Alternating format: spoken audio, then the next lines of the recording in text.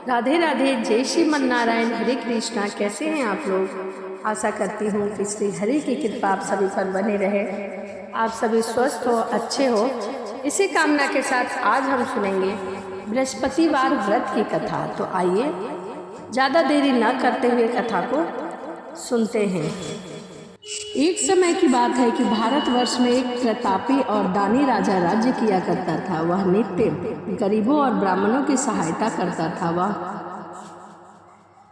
बात उसकी रानी को बिल्कुल भी अच्छी नहीं लगती थी। वह ना तो गरीबों को दान देती, ना भगवान की पूजा किया करती थी और राजा को भी दान पुण्य करने से मना करती थी। एक दिन की बात है कि राजा तो शिकार खेलने वन को गए हुए थे और उस समय रानी महल में अकेली थी। उसी समय बृहस्पति देव साधु का वेश पकड़कर राजा के महल में भिक्षा मांगने के लिए आए और भिक्षा मांगी।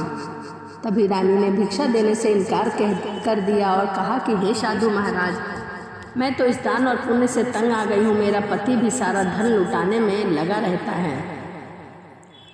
मेरी यह इच्छा है कि मेरा सारा धन नष्ट हो जाए और फिर मैं आराम से रह सकूं। साधु ने कहा, देवी तुम तो बहुत ही विचित्र हो। धन और संतान तो सभी चाहते हैं, पुत्र और लक्ष्मी तो पापी के घर में भी होना चाहिए।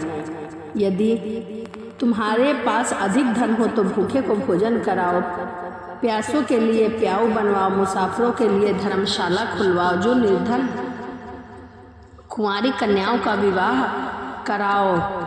ऐसा और कई काम है जिनके करने से तुम्हारा यश लोक परलोक में फैलेगा। परंतु रानी पर उपदेश का कोई भी प्रभाव न पड़ा। वह बोली, महाराज आप मुझे कुछ न समझाए, मैं ऐसा धन नहीं चाहती जो हर जगह बांटती फिरूं।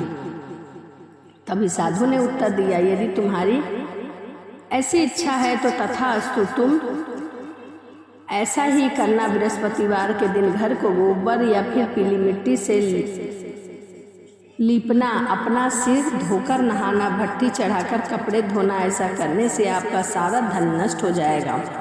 इतना कहकर साधु महाराज वहाँ से चले गए। साधु के अनुसार कही हुई बात को पूरी करते हुए रानी को केवल 3 बृहस्पतिवार ही बीते थे कि उसकी समस्त धन संपत्ति नष्ट हो गई।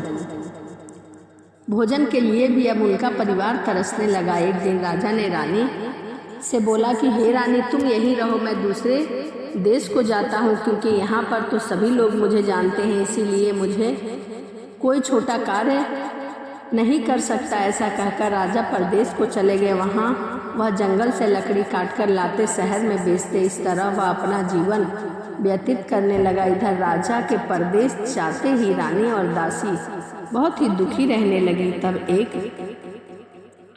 समय की बात है, रानी और दासी को 7 दिन बीत गए बिना भोजन किए। तो रानी ने अपनी दासी से कहा, हे दासी, यहीं पास ही के नगर में मेरी बहन रहती है, वह बहुत ही धनवान है। तू उसके पास जा और थोड़ा सा खाने पीने के लिए ले आ, ताकि कुछ दिनों के लिए गुजर बसर हो जाए। दासी रानी की बहन के घर गई। उस दिन गुरुवार का दिन था। रानी की बहन उस समय बृहस्पतिवार व्रत की कथा सुन रही थी। दासी ने रानी की बहन को अपनी रानी का संदेश दिया, लेकिन रानी की बड़ी बहन ने कोई भी उत्तर नहीं दिया। जब दासी को रानी की बहन से कोई उत्तर न मिला तो वह बहुत दुखी हुई और उसे क्रोध भी आया। दासी ने वापस आकर रानी को सारी बात बता दी। यह सुनकर रानी ने अपने भाग्य को कोसा। तभी उधर रानी की बहन ने सोचा कि मेरी बहन की दासी आई थी, परंतु मैंने उसे कोई भी उत्तर नहीं दिया। इससे वह बहुत दुखी हुई होगी। कथा सुनकर और पूजन समाप्त करके वह अपनी बहन के घर आई और कहने लगी, हे बहन, मैं बृहस्पतिवार का व्रत कर रही थी। तुम्हारी दासी मेरे घर आई थी, परंतु जब तक कथा होती है तब तक ना तो उठते हैं और ना बोलते हैं, इसीलिए मैं कुछ नहीं बोली। कहो दासी क्यों गई थी? रानी बोली, बहन तुमसे क्या छिपा है, हमारे घर में खाने तक को अनाज नहीं है। ऐसा कहते कहते रानी की आंखें भर आई। उसने दासी समेत पिछले 7 दिनों से भूखे रहने तक की बात अपनी बहन से विस्तार पूर्वक कह दिया। रानी की बहन बोली, देखो बहन, भगवान बृहस्पति देव सभी की मनोकामना पूर्ण करते हैं। शायद तुम्हारे घर में भी कहीं अनाज रखा हो। पहले तो रानी को विश्वास नहीं हुआ, पर बहन के आग्रह करने पर उसने अपने दासी को घर के अंदर भेजा तो उसे सचमुच अनाज से भरा हुआ एक घड़ा मिला। यह देखकर दासी को बड़ी ही हैरानी हुई। दासी कहने लगी, हे रानी, जब हमको भोजन नहीं मिला था तो हम व्रत ही कर रहे थे, इसीलिए क्यों ना इनसे व्रत और कथा की विधि पूछ ली जाए ताकि हम भी व्रत कर सके। तब रानी ने अपनी बहन से बृहस्पतिवार व्रत के बारे में पूछा। उसकी बहन ने बताया, बृहस्पतिवार के दिन चने की दाल और मुनक्का से विष्णु भगवान का केले की जड़ में पूजन करे तथा दीपक जलाए, व्रत कथा सुने और पीला भोजन ही करे। इससे बृहस्पति देव प्रसन्न होते हैं।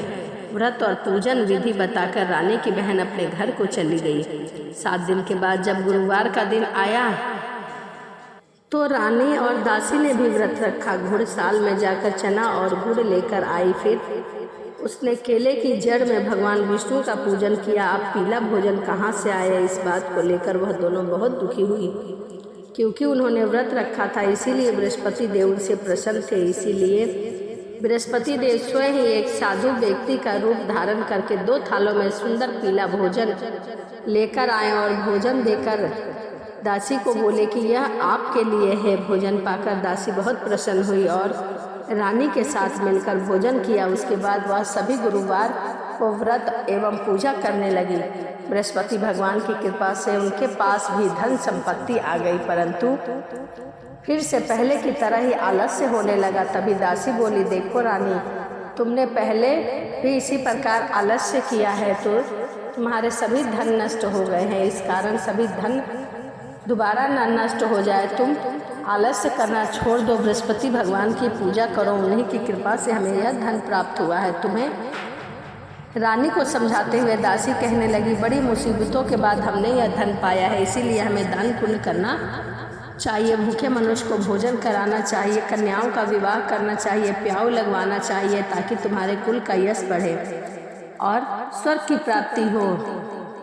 इस प्रसन्न चित्त होकर रहना चाहिए। दासी की बात मानकर रानी अपना धन शुभ कार्यों में खर्च करने लगी, जिससे पूरे नगर में उसका यश फैल गया। बृहस्पति भगवान की कृपा से अब उसके पास सब था, परंतु राजा नहीं थे। एक दिन राजा दुखी होकर जंगल में एक पेड़ के नीचे आसन जमाकर बैठ गए। वह अपनी दशा को याद करके व्याकुल होने लगे। बृहस्पतिवार का दिन था। एकाएक उन्होंने देखा कि निर्जन वन में एक साधु प्रकट हुए। वह साधु वेश में स्वयं बृहस्पति देवता थे।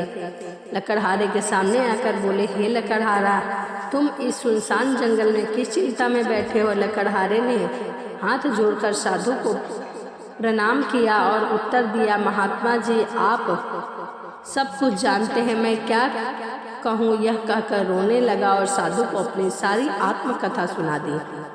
महात्मा जी ने कहा, तुम्हारी स्त्री ने बृहस्पतिवार के दिन बृहस्पति भगवान का निरादर किया, जिसके कारण बृहस्पति भगवान रुष्ट होकर उन्होंने तुम्हारी यह दशा की है। अब तुम चिंता मत करो, तुम्हारे सभी कष्ट दूर होंगे। मेरे कहने पर चलो, तुम्हारे सभी दुख दूर हो जाएंगे और भगवान पहले से भी अधिक संपत्ति तुम्हें प्रदान करेंगे।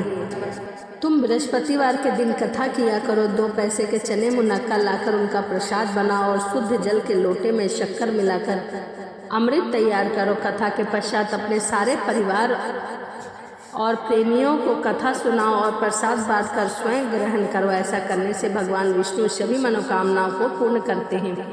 साधु के ऐसे वचन सुनकर लकड़हारा बोला, हे प्रभु, मुझे लकड़ी बेचकर इतना पैसा नहीं मिलता जिससे भोजन के उपरांत कुछ बचा सकूं। मैंने रात्रि में अपनी स्त्री को व्याकुल देखा है, मेरे पास कुछ भी नहीं जिससे मैं उसकी खबर ले सकूं। साधु ने कहा, हे लकड़हारे, तुम किसी बात की चिंता मत करो। बृहस्पतिवार के दिन तुम रोजाना की तरह लकड़ियां लेकर शहर को जाओ और उस दिन तुम्हें रोज से 2 गुना धन प्राप्त होगा, जिससे तुम भली भांति भोजन कर लोगे तथा बृहस्पति देव की पूजा का सामान भी आ जाएगा।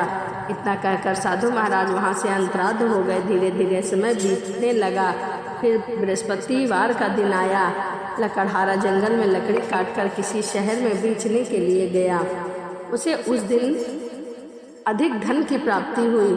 उससे वह गुड़ और चना लाकर गुरुवार का व्रत किया। उस दिन से उसके सभी क्लेश दूर हो गए, परंतु जब दोबारा गुरुवार का दिन आया तो वह व्रत रखना भूल गया। इस कारण बृहस्पति भगवान उससे रुष्ट हो गए, नाराज हो गए। उस दिन उस नगर के राजा ने विशाल यज्ञ का आयोजन किया था। शहर में यह घोषणा करा दी कि कोई भी मनुष्य अपने घर में चूल्हा ना जलावे, वह यहीं आकर भोजन करेगा और जो इस आज्ञा को नहीं मानेगा उसे फांसी की सजा दी जाएगी। इस तरह की घोषणा संपूर्ण नगर में करवा दी गई। राजा की आज्ञा अनुसार शहर के सभी लोग भोजन करने गए, लेकिन लकड़हारा कुछ देर से पहुंचा, इसीलिए राजा उसे अपने साथ महल में ले गए और वहीं भोजन कराया। तभी रानी की दृष्टि उस खूंटी पर पड़ी, हार पर पड़ी जहाँ वह हार लटका हुआ था, पर वहाँ पर वह हार दिखाई नहीं दिया।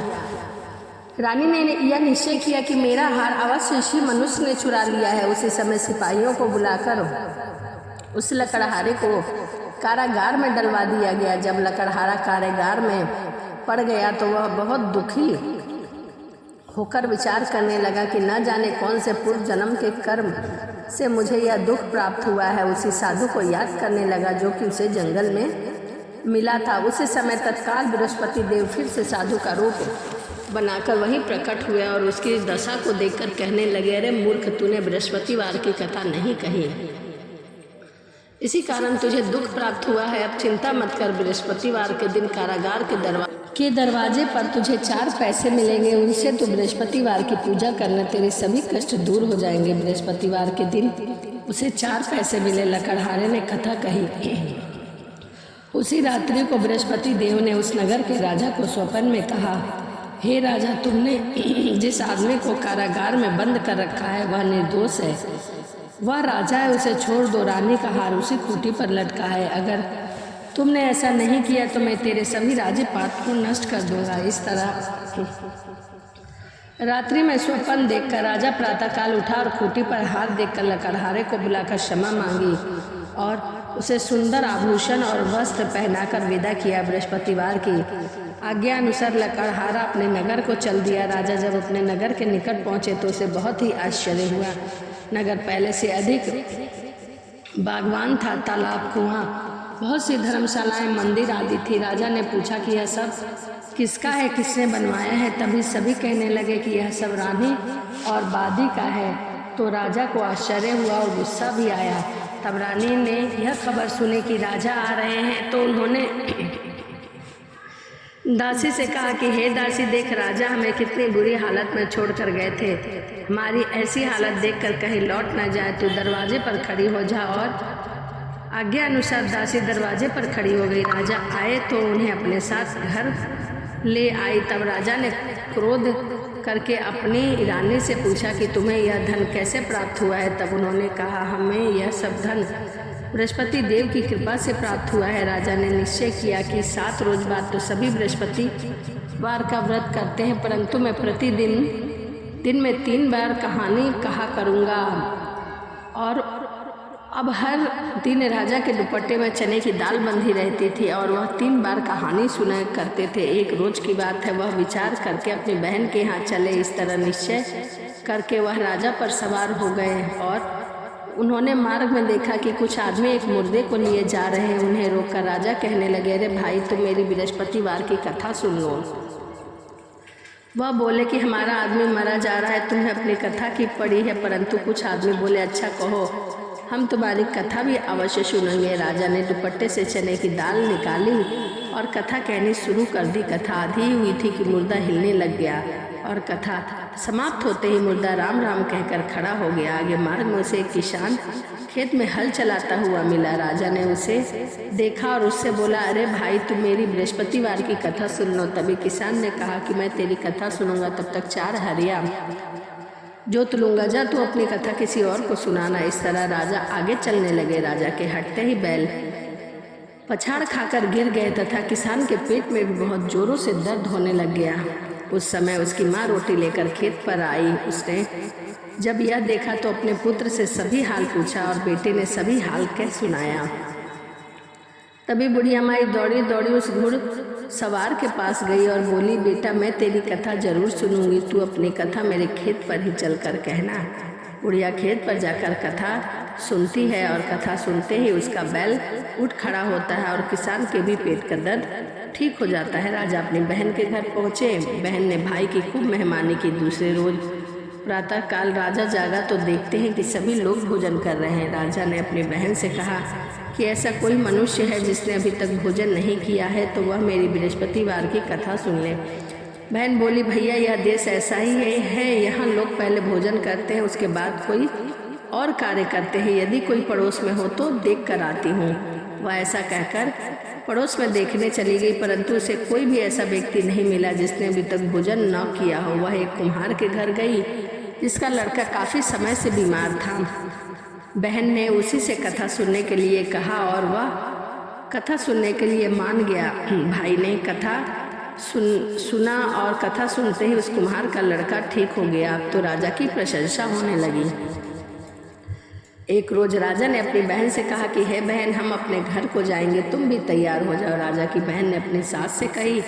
सास ने कहा कि हाँ तू तो चली जा, परंतु बच्चों को मत ले जाना क्योंकि तेरे भाई की कोई औलाद नहीं है। बहन ने अपने भाई से कहा, भैया मैं तो चलूँगी परंतु बच्चे नहीं जाएंगे। राजा बोले कि जब बच्चे नहीं जाएंगे तो तू जाकर क्या करेगी। बड़े दुखी मन से राजा अपने नगर को लौट आए और अपनी रानी से कहने लगे कि हम तो निर्वंशी राजा हैं, हमारा मुख देखने का भी धर्म नहीं है, कुछ भी भोजन आदि नहीं किया। रानी बोली, हे प्रभु, बृहस्पति भगवान ने हमें सब कुछ दिया है, हमें औलाद भी अवश्य देंगे। उसी रात बृहस्पति भगवान ने स्वप्न में कहा, हे राजा उठ, तेरी रानी गर्भवती है। 9वें महीने में उसके गर्भ से एक सुंदर पुत्र प्राप्त हुआ। तब राजा बोले, हे रानी, स्त्री बिना भोजन के तो रह सकती है परंतु कुछ कहे नहीं रह सकती। यदि मेरी बहन आवे तो तुम उससे कुछ मत कहना। रानी ने यह सुनकर हाँ कह दी, परंतु जब राजा की बहन ने यह शुभ समाचार सुना तो वह बहुत खुश हुई। तब बधाई लेकर अपने भाई के यहाँ आई। तभी रानी ने कहा, घोड़ा चढ़कर नहीं आई और गधा चढ़ी आई। रानी की बहन बोली, भाभी, यदि मैं इस प्रकार नहीं कहती तो तुम्हें औलाद कैसे होती। बृहस्पति भगवान ऐसे ही हैं, जिसकी जैसी मनोकामना होती है सभी को पूर्ण करते हैं। जो सद्भावना पूर्वक बृहस्पतिवार का व्रत करता है एवं कथा पढ़ता, दूसरों को सुनता और सुनाता है, बृहस्पति भगवान उसकी सभी मनोकामना पूर्ण करते हैं। भगवान बृहस्पति उसकी सदैव रक्षा करते हैं। संसार में जो भी मनुष्य सद्भावना से भगवान की पूजा व्रत सच्चे हृदय से करते हैं, उनकी सभी मनोकामनाएं पूर्ण होती हैं। जैसे सच्ची भावना से रानी और राजा ने कथा का गुणगान किया था तो उनकी सभी इच्छाएं भगवान विष्णु ने पूर्ण की, उसी प्रकार सभी की इच्छाएं भगवान विष्णु पूर्ण करें। इसीलिए पूर्ण कथा सुनने के बाद ही हमें जाना चाहिए और प्रसाद लेकर जाना चाहिए। हृदय में उनका मनन करते हुए और जयकारा